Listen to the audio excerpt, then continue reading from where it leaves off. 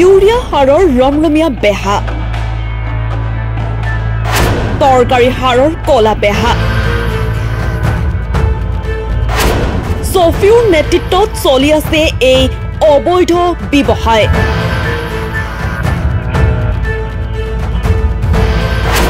নদীপথে যান্ত্ৰিক নাওযোগে অবৈধ সাৰৰ পৰিবহণ।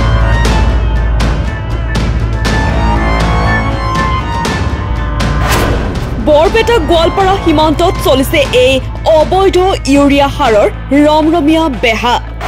প্ৰথমে এই দৃশ্যলৈ এবাৰ মন কৰক।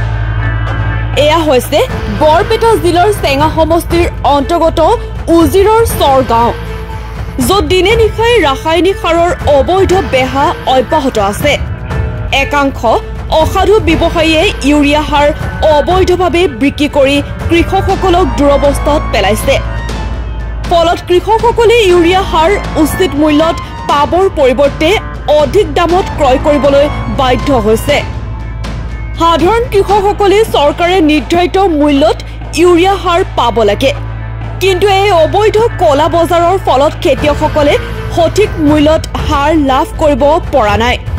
কলা বজাৰীসকলে চৰকাৰী সাৰ সংগ্ৰহ কৰি উচ্চ মূল্যত কৃষকসকলক বিক্ৰী কৰিছে। ইয়াৰ ফলত কৃষি উৎপাদন খৰচ বৃদ্ধি পাইছে, যিয়ে কৃষিজীৱী লোকসকলৰ আয়ত অতিৰিক্ত চাপ সৃষ্টি কৰিছে। এই অবৈধ ব্যৱসায় বহুদিন ধৰি চলি আহিছে বুলি স্থানীয় ৰাইজে অভিযোগ উত্থাপন কৰিছে আৰু ইয়াৰ সৈতে জড়িত থকাৰ অভিযোগ উঠিছে ছফিউৰ নামৰ এজন ব্যৱসায়ীৰ ওপৰত। তেওঁ গোৱালপাৰা জিলাত দোকান চলায় আৰু বৰপেটা জিলাৰ পৰা অবৈধভাৱে ইউৰিয়া সাৰ সংগ্ৰহ কৰে।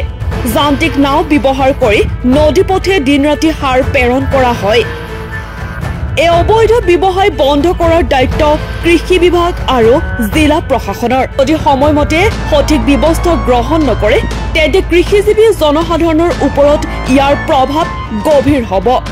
এই প্ৰতিবেদনৰ পিছত জিলা প্ৰশাসন, কৃষি বিভাগে ইয়াৰ বিৰুদ্ধে কি ব্যৱস্থা গ্ৰহণ কৰে সেয়া পৰৱৰ্তী সময়ত লক্ষণীয় হ'ব। সারের দামটা কমা দিচ্ছে সরকার, আঙ্গুর নিকে কমাইছে, কিন্তু আঙ্গুর থান থেকে দাম নাই নিতেছে বেশি, আঙ্গুর আরো কষ্ট আরো বেশি করাইতেছে। সার বলে 250 টাকা, তার মধ্যে 500 550 টাকা।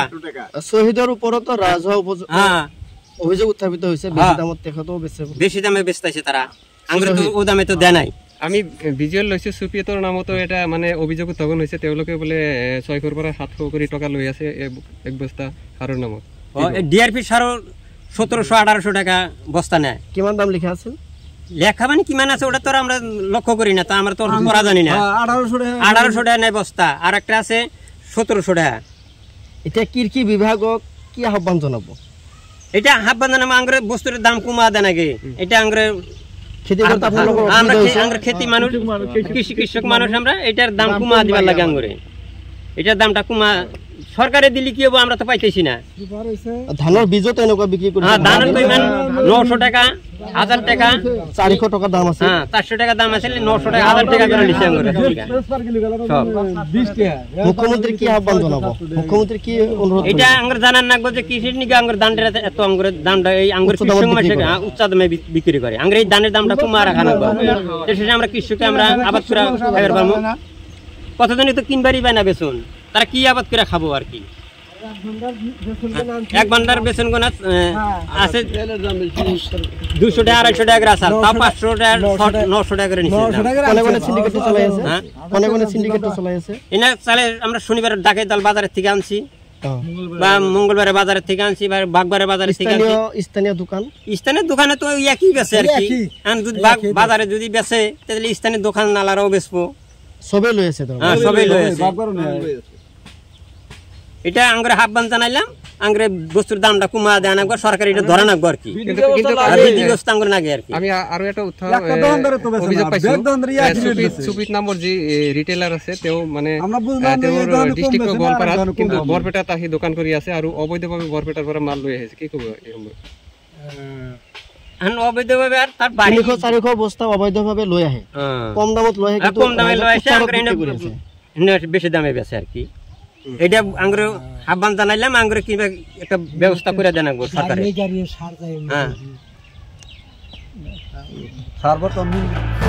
গোৱালপাৰাৰ পৰা আব্দুল ৰেজাকৰ সহযোগত নিউজ ডেস্ক এনি টক্স।